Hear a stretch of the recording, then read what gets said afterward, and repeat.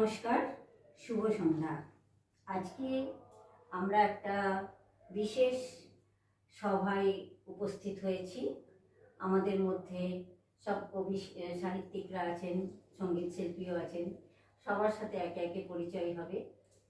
তার আগে আমরা অনুষ্ঠান শুরু করছি। আমাদের নৃত্যশিল্পী অঙ্কনা চ্যাটার্জির নাচ আমরা আগেও দেখেছি। আমরা সেই অঙ্কনা চ্যাটার্জির নৃত্য দিয়েই আমাদের আজকের অনুষ্ঠান শুরু করছি। অঙ্কনা চ্যাটার্জি।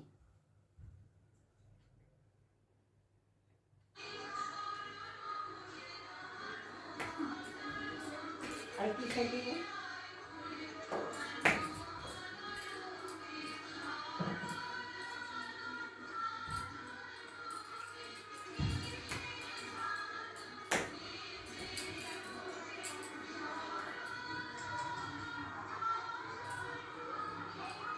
পেছনে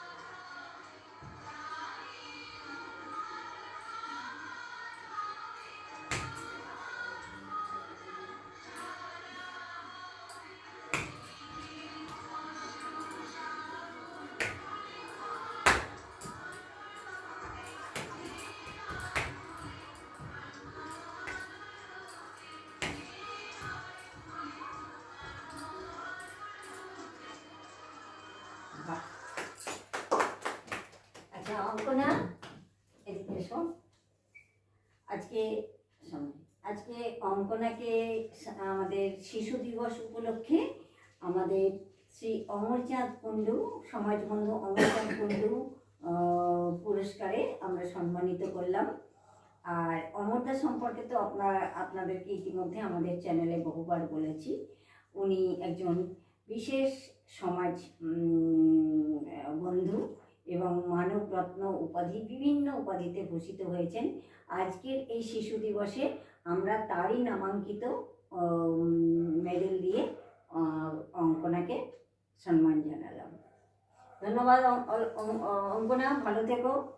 বসো। এবার আজকে আমাদের একটা সাহিত্য আড্ডা বলা যেতে পারে। একটা সাহিত্যের আড্ডার মোডেই আমরা সবাই বসেছি। তো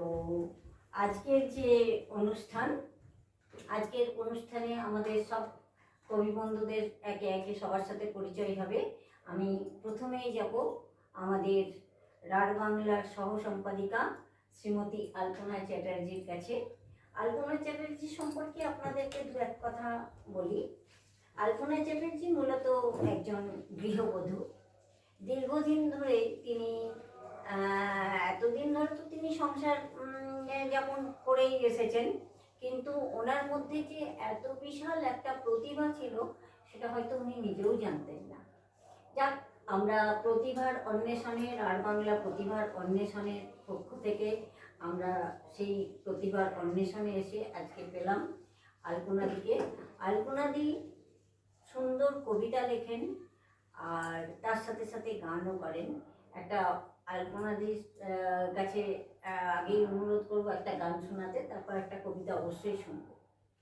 শুরু করুন।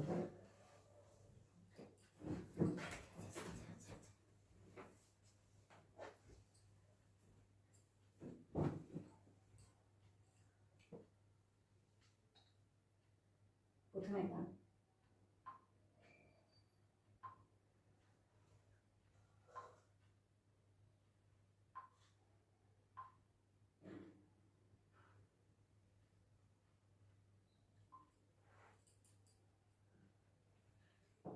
একটা রবীন্দ্রসঙ্গীত আমি করছি, হয়তো অনেকের ভালো নাও লাগতে পারে, কিন্তু প্রচেষ্টার তো আর শেষ নেই।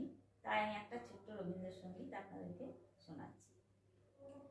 মেঘ বলেছে যাবো যাবো, রাত বলেছে যাই, সাগর বলে কুল মিলেছে, আমি তো আর নাই।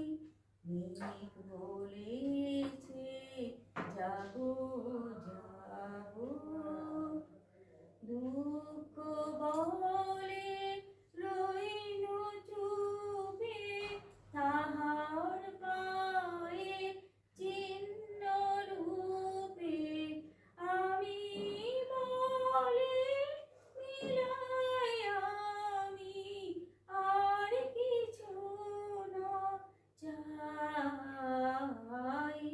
মেঘ বলেছে যাবো যাবো, ভুবন বলে তোমার তরে আছে বরণমালা, গগন বলে তোমার তরে লক্ষ প্রদীপ জ্বালা, প্রেম বলে যে যুগে যুগে তোমার লাগে আছে জেগে, মরণ বলে আমি তোমার জীবন তরি বাই।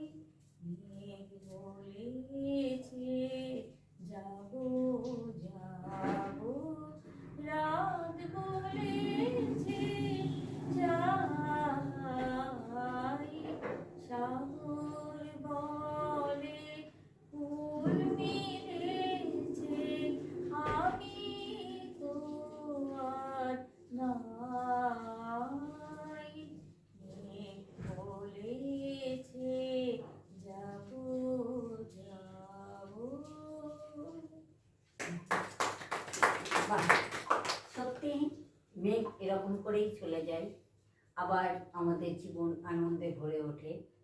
আর আমি আশা করব যে এইভাবেই আলপনাদির গানে গানে গানে আমাদের সবার জীবন থেকে মেঘ চলে যাক, আসুক নূতন প্রভাত। এবার আমাদের সঙ্গে আমরা আরেকজনকে পেয়েছি, আমাদের রাঢ় বাংলার একজন অভিভাবক তুল্য মানুষ, যিনি এখনো পর্যন্ত আমাদেরকে হার মানিয়ে দিয়ে গোটা ওয়েস্ট বেঙ্গল জুড়ে সাহিত্য সংস্কৃতির ডাক পেলেই ছুটে চলে আসেন। অথচ উনি কিন্তু নিজে কবি বা সাহিত্যিক নন, কিন্তু সাহিত্য প্রেমী। এখনকার দিনে শ্রোতা পাওয়া খুব ভাগ্যের ব্যাপার। তো তিনি শ্রোতা এবং সাহিত্যকে যেভাবে উনি ভালোবাসেন, এতে আমরা সত্যিই মুগ্ধ, আমরা ঋদ্ধ। আমরা সেই অভিভাবক তুল্য আমাদের গোলকদার কাছে শুনে নেব। উনি কবিতা ভালোবাসেন, আপনার একটা কবিতা শুনি।